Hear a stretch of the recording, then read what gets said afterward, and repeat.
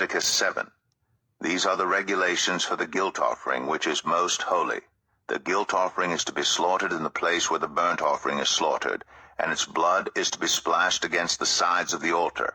All its fat shall be offered, the fat tail and the fat that covers the internal organs, both kidneys with the fat on them near the loins, and the long lobe of the liver, which is to be removed with the kidneys. The priest shall burn them on the altar as a food offering presented to the Lord. It is a guilt offering. Any male in a priest's family may eat it, but it must be eaten in the sanctuary area. It is most holy. The same law applies to both the sin offering and the guilt offering. They belong to the priest who makes atonement with them. The priest who offers a burnt offering for anyone may keep its hide for himself. Every grain offering baked in an oven or cooked in a pan or on a griddle belongs to the priest who offers it, and every grain offering, whether mixed with olive oil or dry, belongs equally to all the sons of Aaron. These are the regulations for the fellowship offering anyone may present to the Lord.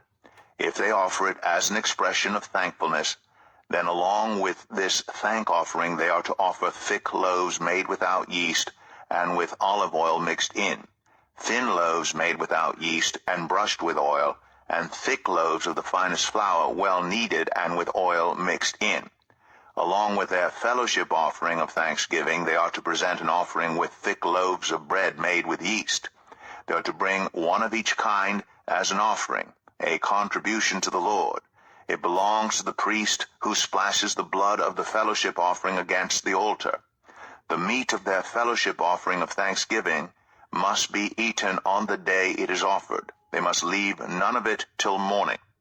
If, however, their offering is the result of a vow or is a free will offering, the sacrifice shall be eaten on the day they offer it, but anything left over may be eaten on the next day. Any meat of the sacrifice left over till the third day must be burned up. If any meat of the fellowship offering is eaten on the third day, the one who offered it will not be accepted. It will not be reckoned to their credit, for it has become impure.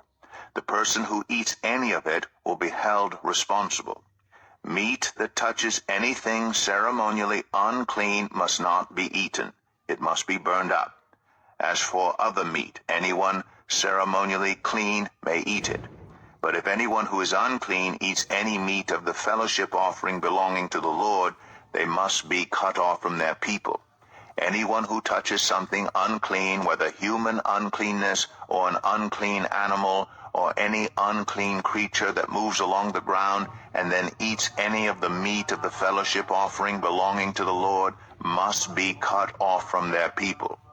The Lord said to Moses, "Say to the Israelites, do not eat any of the fat of cattle, sheep, or goats. The fat of an animal found dead or torn by wild animals may be used for any other purpose, but you must not eat it. Anyone who eats the fat of an animal from which a food offering may be presented to the Lord must be cut off from their people. And wherever you live, you must not eat the blood of any bird or animal. Anyone who eats blood must be cut off from their people." The Lord said to Moses, "Say to the Israelites, anyone who brings a fellowship offering to the Lord is to bring part of it as their sacrifice to the Lord. With their own hands they are to present the food offering to the Lord. They are to bring the fat together with the breast and wave the breast before the Lord as a wave offering. The priest shall burn the fat on the altar, but the breast belongs to Aaron and his sons. You are to give the right thigh of your fellowship offerings to the priest as a contribution. The son of Aaron who offers the blood and the fat of the fellowship offering shall have the right thigh as his share.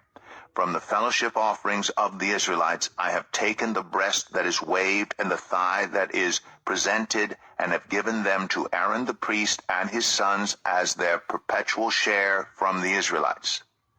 This is the portion of the food offerings presented to the Lord that were allotted to Aaron and his sons on the day they were presented to serve the Lord as priests. On the day they were anointed, the Lord commanded that the Israelites give this to them as their perpetual share for the generations to come. These, then, are the regulations for the burnt offering, the grain offering, the sin offering, the guilt offering, the ordination offering, and the fellowship offering, which the Lord gave Moses at Mount Sinai in the desert of Sinai on the day he commanded the Israelites to bring their offerings to the Lord.